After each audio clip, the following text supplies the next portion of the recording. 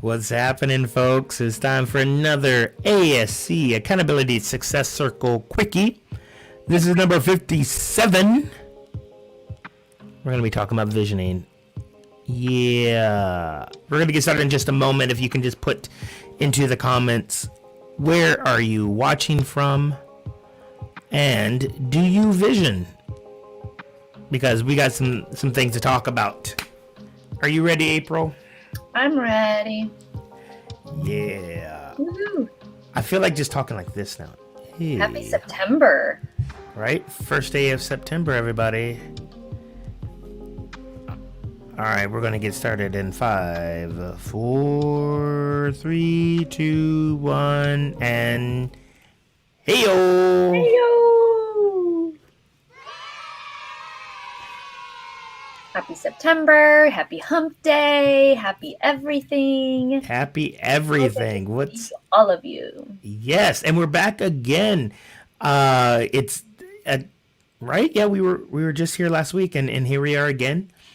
And this week we are talking about visioning and how you can make the most out of visioning. And since it is a quickie, and we are your success team at the Accountability Success Circle, where this month our theme is groove. So April, how about you kick off talk about groove? What does it mean to you? When I think about groove, there's like different ways that we can leverage the term, right? Like a groove can just be like dancing or like, hey, groovy, and there's like a chill component to it. But I think, there's also the, getting into the groove. When I think about, there's like different. I'm hearing myself echo. Is that me? Yeah. Oh. It's all good. Okay. We're all good. Getting into the groove and, basically like stabilizing. So there's a lot of different ways to look at it, but I'm excited because it kind of has this like fun, quirky, like movement component to it that we don't always see in our monthly themes. How about you? Yeah, and also, yeah, there's so many different ways you can interpret it. And if you are looking to get your groove back or to stay in the groove, see what I did there? Visioning is going to be a key component of that. And love to see in the comments, do you have a visioning practice? Prior to going live, April and I were talking about our athletic sort of practice, and April's jumping back into running. I love spinning, and athletes vision all the time. And if you do not have a visioning practice, after we go through these 3 things, I'm confident you will at least be curious and give it a shot. So without further ado, I think we should jump into it with number 1. And this is the big one, is that you're always visioning. You are already visioning. When I asked the question, do you have a visioning practice, and you said no, well, guess what? You do. Yes. The answer is yes, you do. It's just that it's probably not in the way that you think. Because think about this. If you've ever been a little bit nervous about something and you were like, oh my gosh, I have to give this big talk tomorrow, and you were thinking about all the things that could go wrong, guess what? You're visioning. Our brains are conditioned to think of in the negative. And if you think about it, that's how we've been able to survive for, centuries. Is that we have been thinking about, all the things that could go wrong. And, it causes a sense of anxiety, and then we do something about it. Well, here's the big thing. In this day and age, if that becomes like your only way of thinking about the future, one, you're going to be prone to have more anxiety than you probably need, and it's not going to be conducive to really living the life that you want. We want to start by saying you are already visioning. We vision. That's like one of the things as human beings. And April, what's your thought on that before we go into and I think actually how to use it? I think that the piece that we always want to think about is that how do we train ourselves to vision in a more positive way, right? Because that is that's the piece that's going to help us with forward progress instead of moving backwards, right? The talking muffin. I don't know. It's a joke. Since Steve, what's happening, Steve? Steve mentioned a talking muffin. There were two muffins in an oven. The first muffin says to the second muffin, "Is it hot in here?" And then the second one says, "Oh my God, a talking muffin." What that has to do with visioning, I'm not sure. Steve, please enlighten me. But that is a funny joke that I used to tell a lot, and it made me laugh. As we were saying, we were talking. Yeah, and so you want to take that muffin and have it be a positive talking muffin, not a negative one. So we just want to make sure that we're starting to train ourselves as we are aware that we're always visioning in the tone of that visioning and how it shows up. So we can move on to number 2. The talking muffin says... Right? How do you want to be? How do you want to feel? What do you want to do? So if you hear us talk about visioning, you realize, all right, I'm that person that's picturing all the things that could go wrong.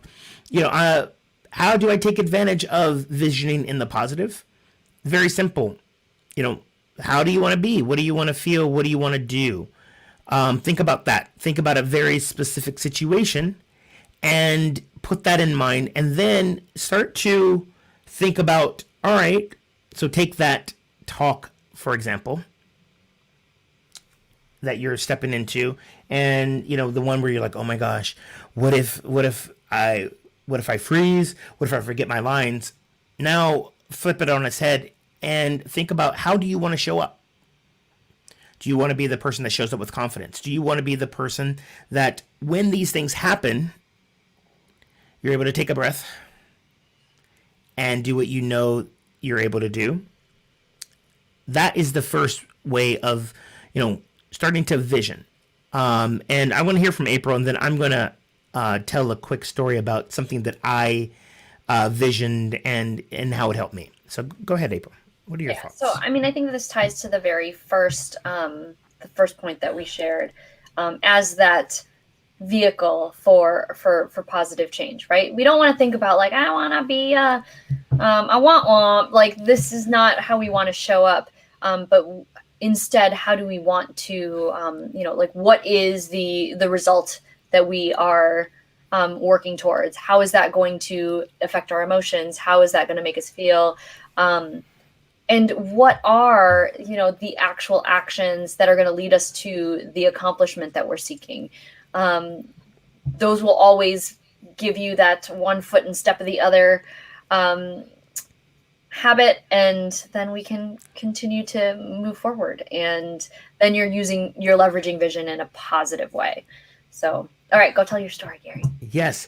So, Apryl and I, both of us, we have commitments to ourselves of just being a little bit more active. And it's one of those things where I think it was about 2 weeks ago where I had to stay up late doing something. And, I normally have like a morning sort of workout sort of practice. And that day entitled, like I was going to do like a quick run, and I got up, I was like, I don't know about this. And then I said, you know what, let me put this into practice. And so I envisioned myself doing the run and overcoming those obstacles. And it wasn't like it made it easier, but the big thing is I envisioned when it was done giving myself a big air high five. And when I was in the run, it was still challenging, but I remembered that part at the end. And before I was done, like before I knew it, like it was over. And, and I got through it, rather than what I typically do is like, oh my God, I'm going to be in so much pain, yada, yada, yada. So not saying that everything's going to be perfect. We're just saying it will potentially be better than just only envisioning the negative. Yeah. So that brings us to number 3, which is something that we all should be doing more of as it pertains to visioning, is reflection. Especially those of you who are busy. You hit a milestone, boom, you move on to the next milestone. Reflection is visioning in reverse. A number of things that I do a lot. I do a number of workshops, and Yael, who's watching, hey Yael, we have a workshop that we do with intergenerational. So working with people of different ages, and we use the power of improv to help them connect and things like that. After we finish something, we love to reflect on how did it go, and envision, what happened. And then when things didn't go exactly as planned, the cool thing about reflection is that we can envision, what else could happen? And then you put that wrinkle in your brain that is going to help you be more likely to do those things. So if there's something that you're looking to get better at, after you finish, do you take the time to reflect on your performance? This is something that athletes do all the time. We're getting upon football season again, and athletes, they watch the game tape. They look at it. They like, oh, all right, I did this. All right, what else could we have done? And as busy professionals, and this is something that I'm personally working on more of, but how can we continue to reflect on our performance so that we can continue to improve it? What are your thoughts, Apryl? Yeah, I think that the important thing is that sometimes we forget that reflection is an important piece of the visioning process, right? Because it all comes down to, and I feel like I say this a gazillion times in my book, and I just say this a gazillion times in, the conversations I have with the people that I work with, where we have to have the awareness of the things that are going on in our lives in order to make a change to something else. If we don't have the awareness, then we're probably not thinking about making changes. And so when you're creating a vision, you are imagining something different for yourself than your current state. So when you have that awareness, you have to, in order to get that awareness, you need to reflect.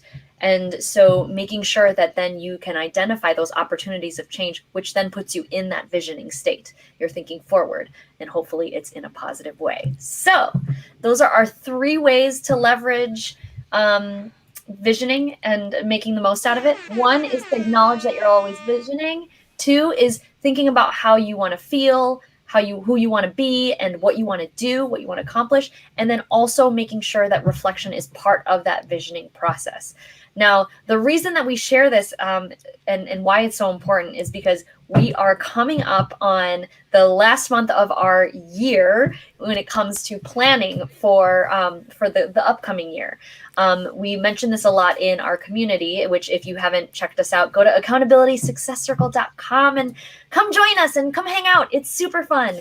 But one of the cornerstone events of our community is to have an annual planning retreat. And we're going to talk about that more in October, but we want to just kind of start setting some frameworks and put people in some reflective states so that we can prepare for this. And visioning is a huge part of the annual planning process. And so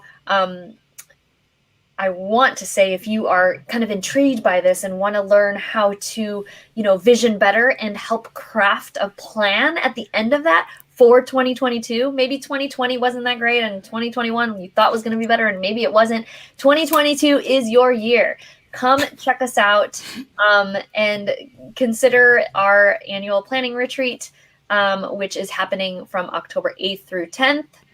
So it's in like 5 weeks. So we're going to talk about some of the components of the planning process as we get closer and closer, but definitely check us out. So either check out the community or learn more about our annual planning retreat. So I think that's all that we've got for now, and we'll share some more awesome goodness soon. Yeah, soon. We got more up our sleeves. So so thank you all for checking us out. Thank you. A big thanks for Steve and Yael for checking us out live and engaging with us. And if you were live and we didn't mention your name, I still see you. We love you. And that was another Quickie, and we'll be back really soon. So yes, ring the bell. Have some talking muffins. Right? And we will catch you all on the flip side. Bye. Bye.